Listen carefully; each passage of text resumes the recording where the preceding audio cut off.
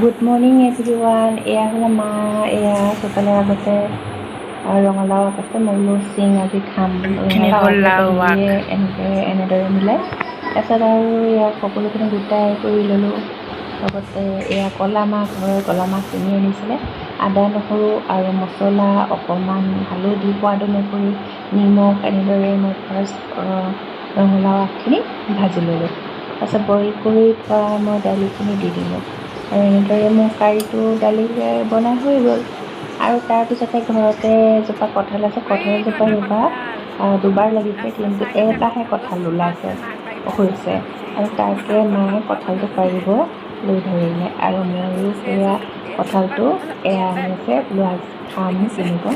খুব ধুনীয়া লাগে। আৰু এয়া আবেলি সময়ত আকৌ এয়া পানী চাবলৈ গ'লোঁ। আৰু যেতিয়া বৰষুণ দিয়া নাছিলে, এতিয়ালৈকেতো খেতি হোৱাই নাই ৰাইজৰ, আৰু যেতিয়া বৰষুণ দিয়া নাছিলে তেতিয়া পথাৰে চিনডাল ফাট মাৰি আছিলে।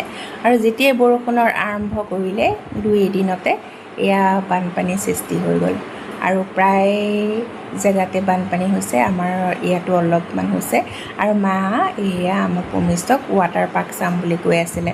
বাপে তাক অকণমান পানীত গৈ খেলাই আনিলেগৈ।